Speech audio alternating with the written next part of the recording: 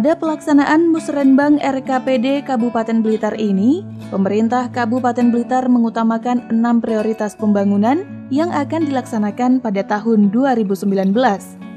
Dan pada Musrenbang kali ini pun juga menghadirkan beberapa narasumber, di antaranya yakni Wawan Subari dari Universitas Brawijaya yang memaparkan tentang inovasi pelayanan publik.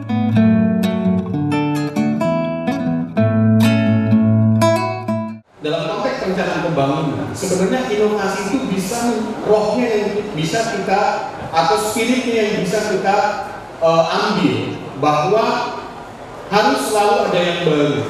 Nah, saya bukan promosi Jawa Pos, Jawa Pos kan harus selalu ada yang baru, bukan kalau Jawa Pos. Nah, selalu ada gagasan baru, selalu ada ide-ide baru, dan ide gagasan baru itu selalu dipicu awalnya oleh masalah. Nah, jadi seperti tadi, misalkan menurut saya 3 paket terobosan perencanaan pembangunan, Prada, Musrenbang, proposal, itu sebenarnya bisa jadi sebuah pendekatan baru sebenarnya. Pengen saya sudah salah atau belum? Oh, tapi berarti tahun depan bisa dikompetisikan lalu bagi. Jadi Musrenbang, Prada, kemudian proposal, bila itu merupakan satu kesatuan yang konteksnya inovasi, kebaruan, tahun depan karena minimal untuk ikut kompetisi ini minimal setahun implementasi. Jadi ini tahun depan bisa, Pak Kepala, bisa didorong untuk diikutkan di dalam kompetisi inovasi publik. Ya, lumayan untuk nambah ide, Pak, karena hadiahnya ada ide, gitu kan? Ada nilainya, ada hadiahnya. Jadi Banyuwangi tahun 74,5 miliar itu karena 2 inovasi lolos top 40. Salah satunya besarnya Blitar tahun ini dapat 30-an, mungkin kalau udah lolos top 99 bisa naik 40 lebih, gitu kan? Karena inovasi. Jadi kompetisi ini menurut saya penting untuk di ini, ya. Ya itu kan instrumen saja, tapi kan tujuan utamanya kesejahteraan masyarakat sebenarnya. Oke, berikutnya. Nah, kalau ini teori kita lihat saja, gitu kan? Kita lihat prakteknya. Ya. Kuncinya inovasi itu kalau kami dengan teman-teman di Jawa Pos mengatakan sebagai sebuah jalan pintas, tapi jalan pintas yang positif. Kalau kita kemudian untuk meraih sesuatu pakai selalu cara yang linear, akan lama sampai ini. Maka butuh terobosan, maka butuh gagasan baru yang untuk memintas kemajuan.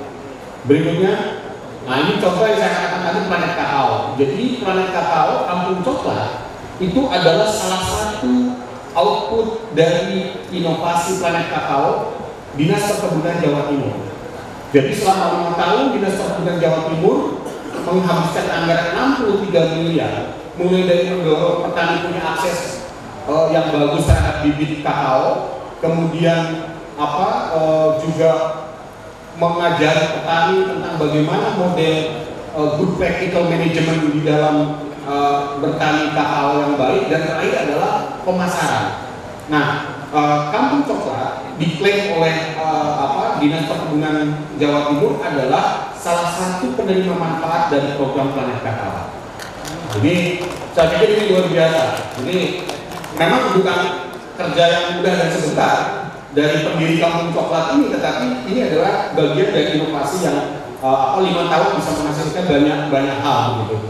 Berikutnya, atau yang lain, misalkan ini contoh di Bandung ada ojek makanan balita. Mungkin di Blitar nggak cocok karena di Bandung banyak kampung kumuh, ya, yang tidak terjangkau oleh mobil ambulan, ya, sehingga di sana ibu-ibu punya inisiatif pakai sepeda motor untuk menjangkau balita dengan gizi buruk. Jadi Bandung ini tidak seglamor yang kita bayangkan, masih ada gizi buruknya nih di Bandung ini. Berikutnya, nah ini contoh ada drafter gratis di Kota Malang. Nah, jadi untuk IMB yang di bawah 100 meter persegi bangunan maka gratis, disediakan satu arsitek di setiap kecamatan. Nah, ini kan problem IMB biasanya kan bikin gambar itu, gitu ya.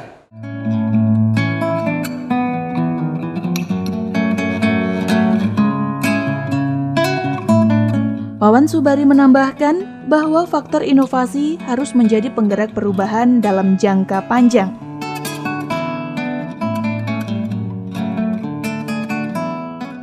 Nah, terus apa agenda jangka panjang untuk konteks pembangunan?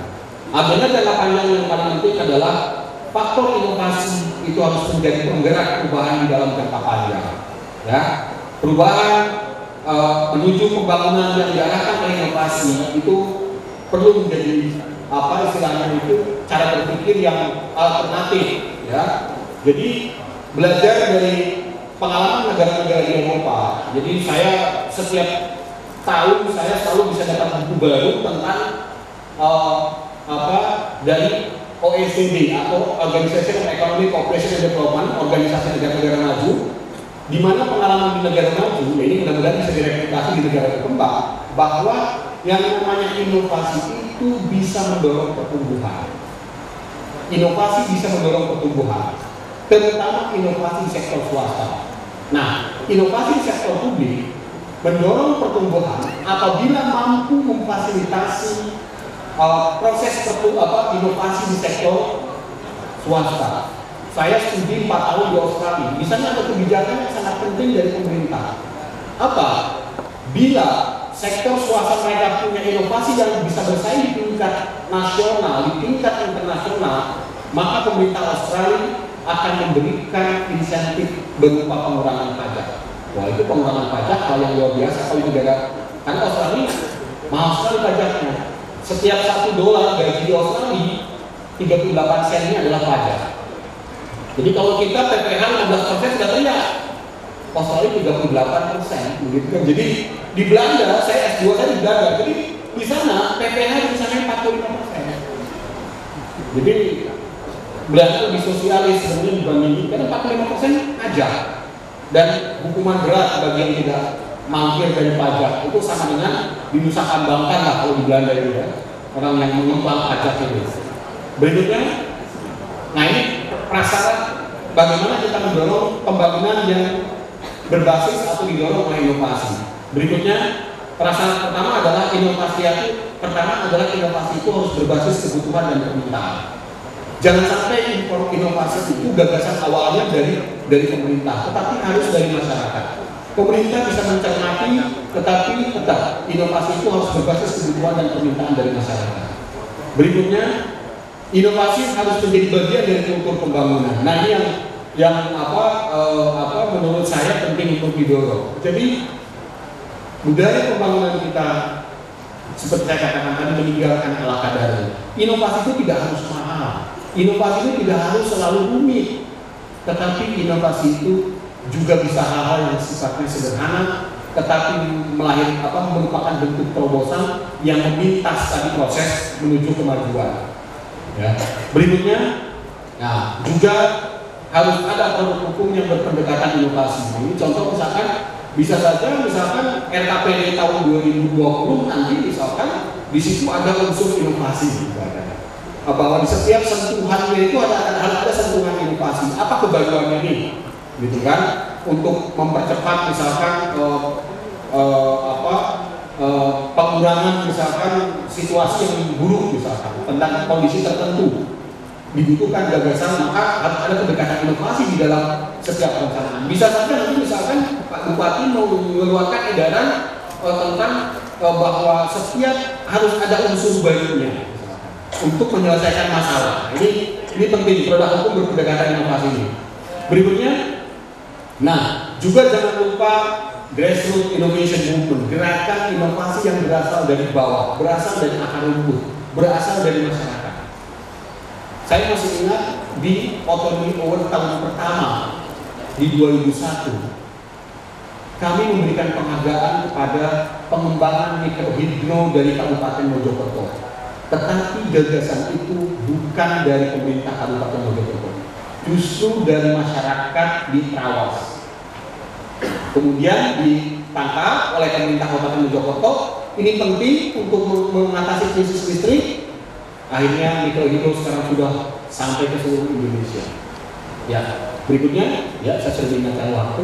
Nah, dan berikutnya juga, tapi hati-hati inovasi jangan menjadi tirani. Ya, jadi inovasi jangan menjadi tirani itu artinya jangan jadi istilahnya kamu kalau nggak inovasi dianggap jelek. Jangan seperti itu. Ya. Kalau inovasi harus bertahap. Berikutnya.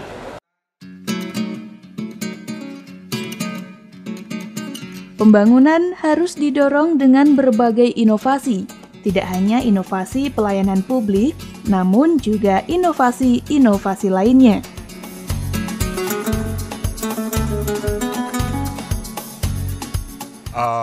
Gagasan saya tadi adalah bagaimana perencanaan pembangunan itu atau pembangunan di Kabupaten Blitar itu mengadopsi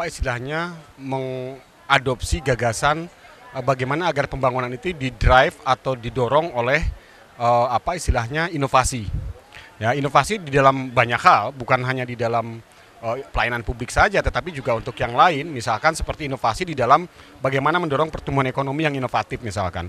Bagaimana, karena tadi Blitar luar biasa dengan potensi tambang, kemudian juga potensi kehutanan, pertanian, peternakan. Nah, itu di situ butuh banyak terobosan menurut saya.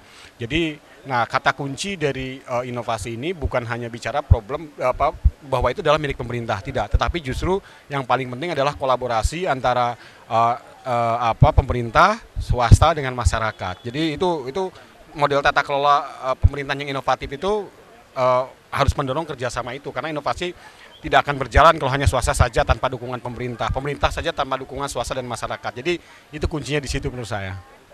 Jadi menurut saya yang masyarakat Blitar tetap harus berpartisipasi untuk mendorong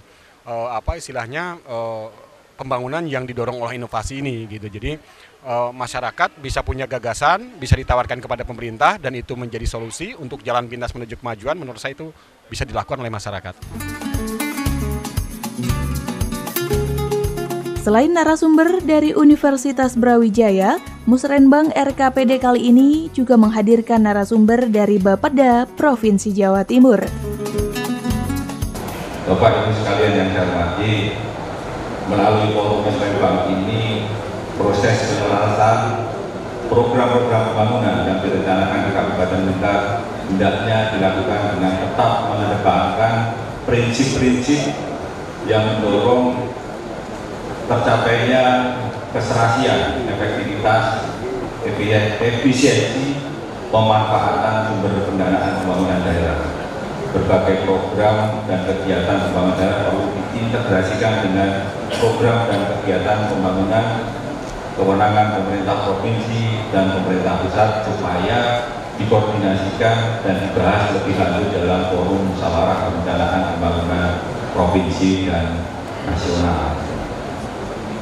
Oleh karena itu, dalam kesempatan yang baik ini, izinkan saya menyampaikan evaluasi capaian pembangunan yang direpresentasikan melalui indikator kinerja utama RPJMD Provinsi Jawa Timur 2014-2019 serta prioritas pembangunan Provinsi Jawa Timur tahun 2019 yang dapat digunakan sebagai acuan dalam mengintegrasikan program-program pembangunan sebagai berikut. Pertumbuhan ekonomi di Jawa Timur sejak tahun 2014 hingga 2017 tetap tumbuh dengan kualitas pertumbuhan yang semakin baik yang direpresentasikan melalui kualitas pertumbuhan ekonomi yang diikuti dengan inflasi yang terkendali. Tahun 2014 ekonomi Jawa Timur tumbuh 5,86% dengan inflasi 7,59%. Tahun 2015 masih tumbuh 5,44% di tengah kondisi ekonomi global yang mengalami dinamika dengan inflasi menurun drastis sebesar 3,08%. Pada tahun 2016 tumbuh 5,55% dengan inflasi yang sangat terkendali 2,74%, sedangkan pada tahun 2017 pertumbuhan ekonomi sebesar 5,45% dan inflasi sebesar 4,04%. Hadirin sekalian yang saya hormati, dalam kesempatan yang baik ini pula saya sampaikan analisa dan arahan pembangunan Kabupaten Blitar sebagai berikut. 1. Pola pertumbuhan Kabupaten Blitar sama dengan Provinsi Jawa Timur. Kabupaten Blitar dari tahun 2012 sampai tahun 2016 memiliki tren penurunan pertumbuhan ekonomi setiap tahunnya 0,11%. Yang kedua, perlambatan pertumbuhan ekonomi Kabupaten Blitar ditunjukkan dengan penurunan dari 5,62% pada tahun 2012 menjadi 5,09% pada tahun 2016. Yang ketiga, lapangan usaha pertanian, kehutanan, dan perikanan memberikan kontribusi paling tinggi dalam struktur ekonomi Kabupaten Blitar, diikuti sektor perdagangan, perdagangan besar dan eceran, industri pengolahan, dan sektor konstruksi.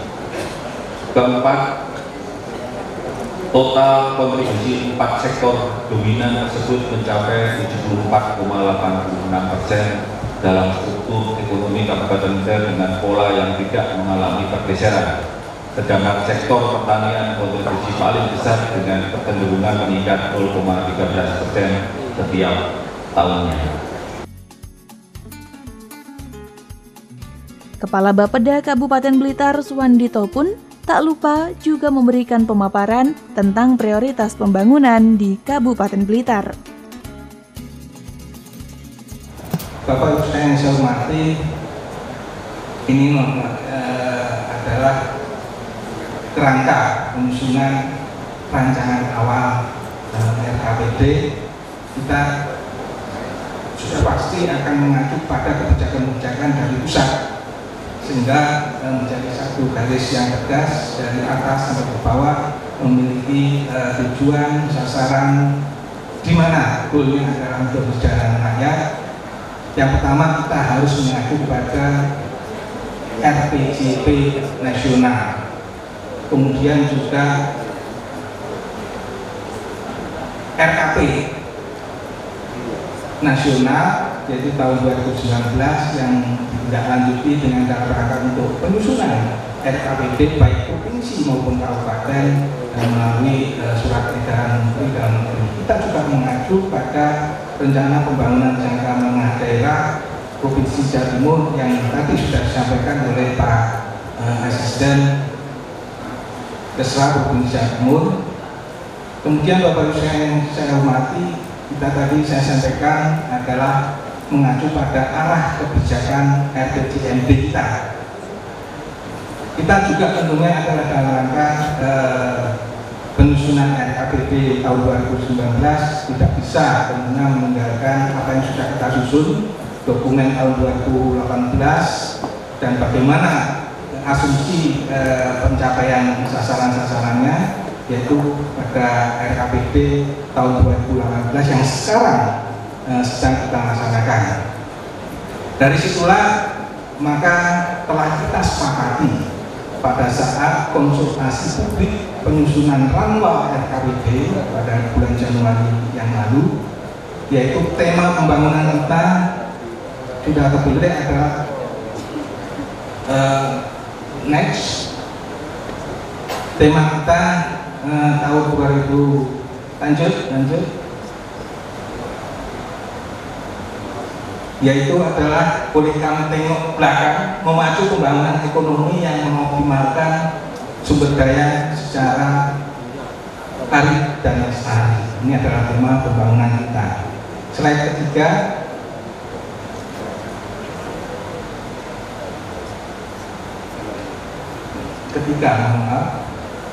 pernah lanjut. Next. Nah, Bapak Ibu yang saya hormati, dalam rangka penyusunan perencanaan pembangunan kita tentunya adalah mengacu pada data-data. Kita tentunya berbasis pada apa yang kita capai pada tahun 2017 dan juga ke belakang barangkali kita lihat tren pertumbuhan dari yang apa yang menjadi indikator kinerja utama daerah.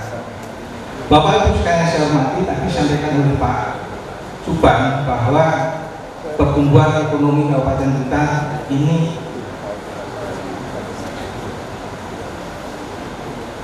tidak turun, tetapi naiknya lambat.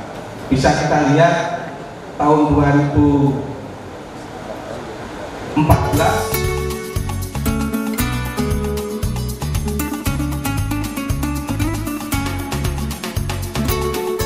Menurut Suwandito, dari banyaknya usulan yang masuk, rata-rata masih terkait dengan pengembangan infrastruktur. Sehingga ke depan, usulan itu akan dilihat terlebih dahulu oleh OPD terkait agar bisa ditindaklanjuti.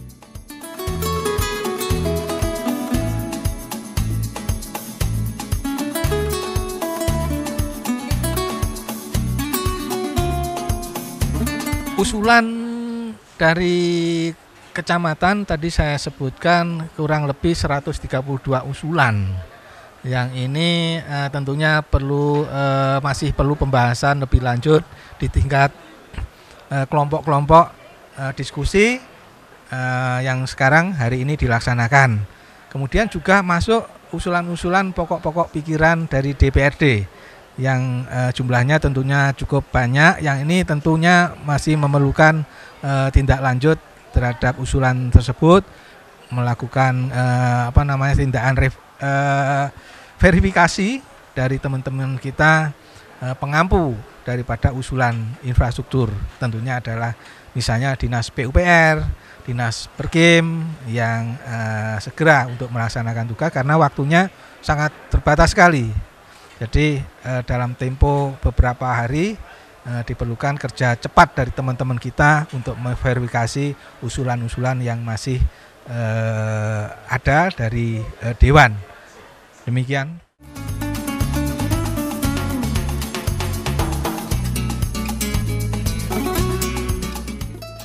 Dengan adanya Forum Musyawarah Perencanaan Pembangunan Rencana Kerja Pemerintah Daerah Musrenbang RKPD ini, diharapkan bisa memanfaatkan APBD yang tidak terlalu besar dengan semaksimal mungkin, sehingga pembangunan di Kabupaten Blitar dapat merata, tepat sasaran, dan Kabupaten Blitar semakin maju.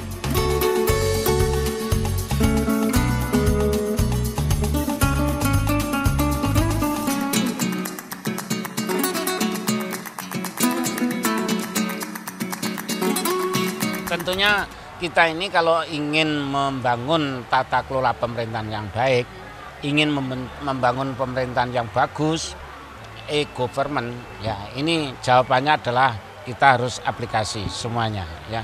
Mulai e-planning, e-budgeting, itu semua sudah kita laksanakan. Kedepan pelaksanaan Musrenbang ini tentunya akan kita benahi terus. Nah, harapan kita ini semua pihak yang terkait, semua stakeholder masyarakat mendukung pelaksanaan musyawarah perencanaan pembangunan ini dengan mengemukakan terkait dengan kebutuhan, benar-benar kebutuhan, bukan sebuah keinginan tetapi kebutuhan daripada desa, daripada wilayah kecamatan.